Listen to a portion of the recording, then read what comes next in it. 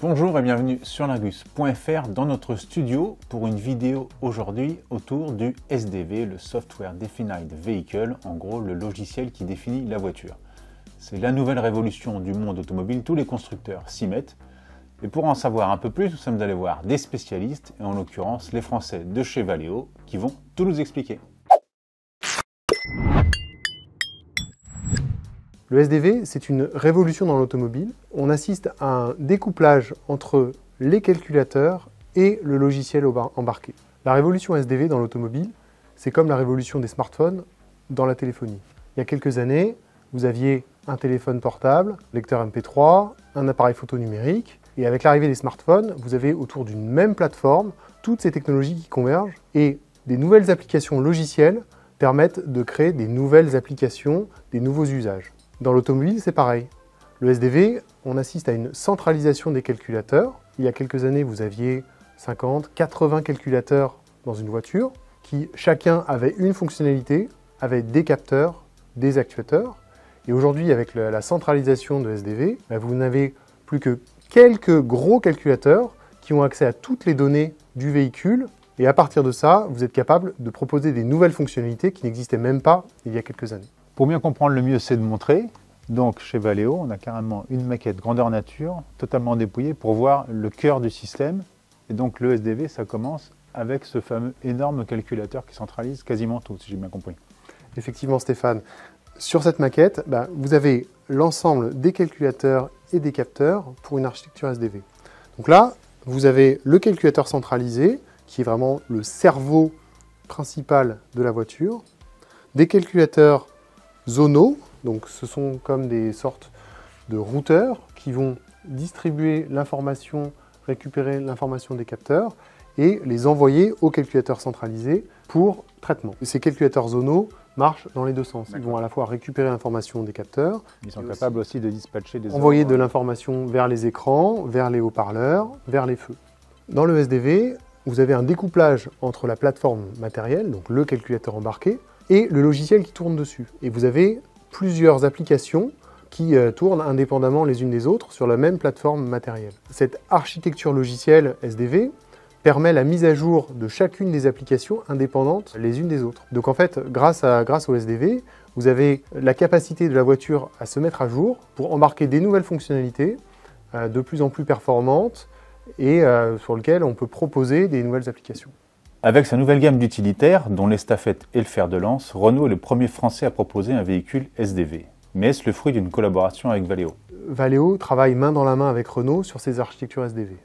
On a annoncé le partenariat il y a un peu plus d'un an, donc on travaille en étroite collaboration sur le SDV de Renault. Ensuite, on imagine déjà un certain nombre d'usages, mais il y a encore énormément d'usages qui restent à inventer. Si on reprend le parallèle avec le smartphone, qui imaginait toutes les applications.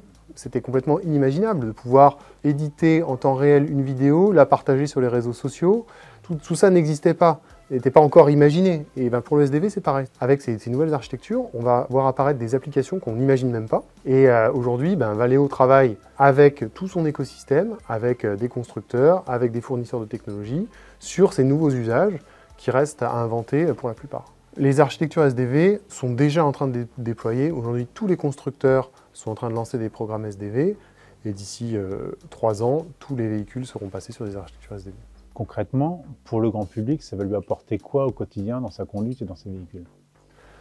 Le SDV va permettre, sur un même calculateur, d'avoir accès à différents capteurs. Je vais vous donner l'exemple, par exemple, des phares adaptatifs.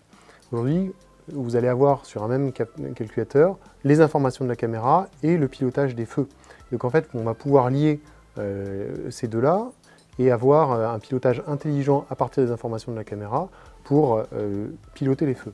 Pour la conduite autonome, les architectures SDV permettent d'avoir sur un même calculateur l'ensemble des capteurs, les caméras, les radars, les lidars, et en fait, vous avez une plus grande puissance de calcul qui permet de traiter toutes ces informations en même temps et donc d'offrir des fonctions de sécurité et de conduite automatisée plus élevées que ce qui était possible sur des calculateurs dispersés qui n'avaient accès qu'à une partie de l'information chacun. Sur cette maquette, vous avez tous les capteurs qui servent à la conduite autonome jusqu'à du niveau 3 sur cette voiture-là. Et donc en fait, chacun de ces capteurs est connecté à un calculateur zonal qui lui-même envoie l'information au calculateur centralisé pour traiter toute cette information. En premier lieu, reconstruire l'environnement autour, donc les objets, les piétons, les autres véhicules, l'infrastructure, donc la route, les voies, les lignes, les panneaux, les feux. Et on va créer une cartographie de cet environnement. Et après, on va prendre des décisions, planifier une trajectoire, freiner, accélérer, changer de voie. Tout ça grâce à de l'intelligence artificielle qui tourne dans ce calculateur centralisé. Par exemple, ici, vous avez un lidar. Donc ça, c'est notre 3e génération de lidar, qui est un capteur essentiel pour la conduite autonome, qui permet de voir ce que l'œil humain ne voit pas. Donc le rayon laser qui va balayer l'environnement en reconstruisant, un peu comme les outils qu'ont les architectes ou les géomètres, pour faire une cartographie en 3D, en temps réel, de l'environnement. Vous avez également le capteur ultrason, qui est le premier capteur d'aide à la conduite que Valeo a développé, ce qu'on appelle un radar de recul. Et en fait, donc là, ça fait plus de 30 ans qu'on en produit, et qui aujourd'hui est complètement généralisé sur tous les véhicules. Vous avez également des radars, donc ça c'est un radar d'angle mort, qui permet de voir les motos dans les angles morts, les vélos, les piétons. Vous en avez 5 autour du véhicule, 2 dans les coins arrière, 2 dans les coins avant, et un devant qui permet d'aller très très loin. Du coup, c'est ce mix entre lidar, capteur ultrason, caméra, qui permettent d'avoir et de proposer une conduite autonome. Pour le véhicule autonome, vous avez besoin d'une robustesse qui est l'équivalent de celle d'un avion. Donc vous avez besoin d'une redondance d'informations avec différentes modalités physiques, le visible, le laser, le radar, et en fait, cette sécurité est atteignable avec cette diversité. Une caméra peut être aveuglée par le soleil, là où un radar peut voir à travers le brouillard et un lidar peut voir la nuit. Et en fait, grâce à cette combinaison de différentes méthodes de détection, vous êtes capable de faire face à toutes les situations. La conduite autonome est sur 6 niveaux, depuis le niveau 0 jusqu'au niveau 5. Il y a une rupture fondamentale au milieu, entre le niveau 2 et le niveau 3. Jusqu'au niveau 2, le conducteur reste responsable, on parle d'aide à la conduite. Et à partir du niveau 3 jusqu'au niveau 5, on parle de conduite automatisée, où le système devient responsable et le conducteur peut faire d'autres tâches que la tâche de conduite. Concrètement, aujourd'hui, une technologie sur laquelle vous travaillez, à quel horizon vous pensez qu'elles vont arriver dans les voitures de Monsieur Tout-le-Monde? Ce qu'on voit, c'est que déjà, le niveau 3 est une réalité. BMW a eu son homologation, Mercedes a eu son homologation. Comme toujours, ça arrive par le premium.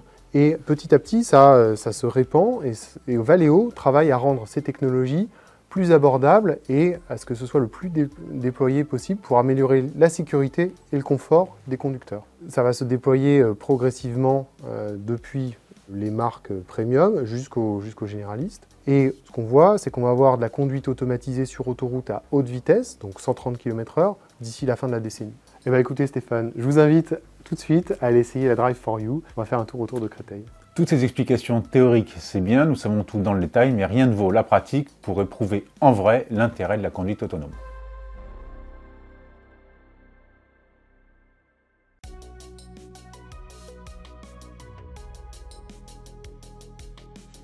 Donc dans cette voiture, vous êtes dans un niveau 4 d'autonomie, donc qui correspond à un système où le conducteur n'est plus responsable et peut faire quelque chose d'autre, comme lire un livre, regarder une série sur l'écran. Et le système est capable de gérer toutes les situations de conduite de lui-même. Sur cette voiture, on a plus d'une vingtaine de capteurs qui sont des caméras, des radars et des lidars qui permettent de percevoir l'environnement dans toutes les conditions, par tout temps, par toute luminosité. C'est des parcours pour l'instant que vous lui avez appris, que vous avez mémorisé, ou c'est vraiment des choses où, sans connaître le parcours, il pourrait le faire?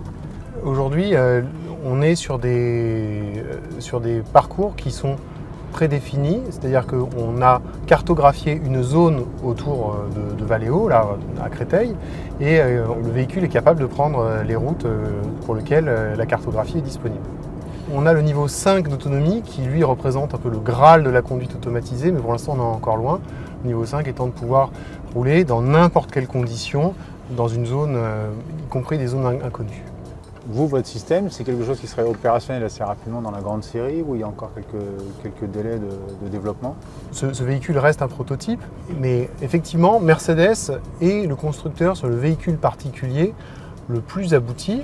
C'est eux qui ont encore récemment fait homologuer leur système de niveau 3 sur autoroute jusqu'à 95 km/h, donc c'est le niveau d'autonomie le plus élevé pour un véhicule particulier. Par contre, vous avez les robotaxis, type Waymo, donc la Google Car aux États-Unis, ou Baidu en Chine, qui eux ont des flottes de centaines de robotaxis, donc vraiment du niveau 4, qui sont capables d'opérer dans certaines villes en toute autonomie pour faire de la conduite autonome dans l'environnement urbain. Mais là, je vois, même le clignotant, c'est pas vous qui l'actionnez. Bien sûr, le système prend les décisions tout seul, est capable de changer de voie, dépasser un véhicule, sortir de l'autoroute là comme ce qu'on est en train de faire, et on va aller prendre le rond-point. Donc ça c'est sans doute le cas d'usage le plus compliqué. En fait, on a une interaction avec les autres conducteurs. Aujourd'hui, sur le véhicule autonome, le plus difficile, c'est vraiment de prendre en compte le comportement des autres utilisateurs, oser suffisamment s'insérer dans le rond-point, tout en faisant comprendre ce qu'on veut faire, ce que le véhicule veut faire. Donc là, voilà, par exemple, il y avait une voiture, on a anticipé qu'elle allait sortir du rond-point et on a pu s'engager.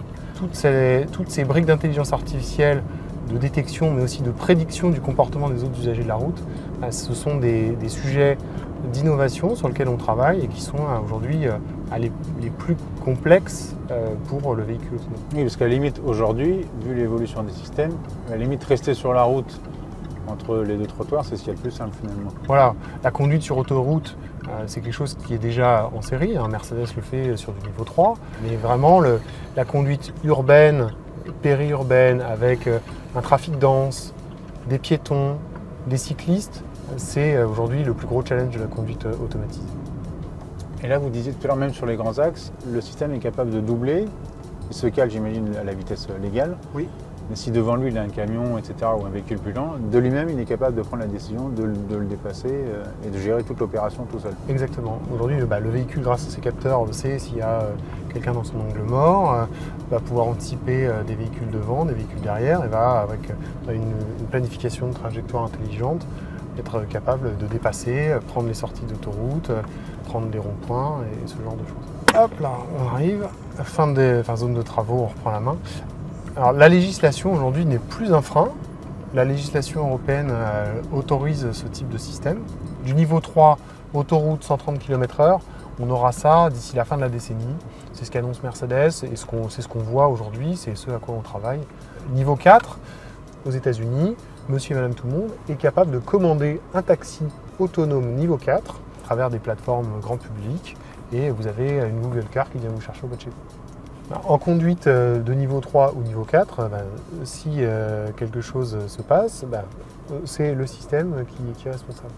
Par contre, aujourd'hui en niveau 3 et niveau 4, les systèmes sont conçus de manière à ce que le risque résiduel d'incident soit extrêmement faible. On est dans les mêmes ordres de grandeur que l'aéronautique. Voilà, en espérant que vous êtes désormais incollable sur le SDV, ce logiciel autour de la voiture avec ses gros calculateurs intégrés. Nous avons vu dans le détail en quoi cela consistait, nous avons vu dans la réalité aussi. On sait que c'est déjà en série, notamment chez BMW pour les assistances au parking. On a vu également que cela arrivera avec la conduite autonome de niveau 4, encore grâce aux technologies Valeo. Et puis pour continuer à suivre le reste de l'actualité automobile et tout savoir sur les véhicules de demain, n'hésitez pas à rester sur largus.fr, à nous suivre sur tous nos réseaux sociaux.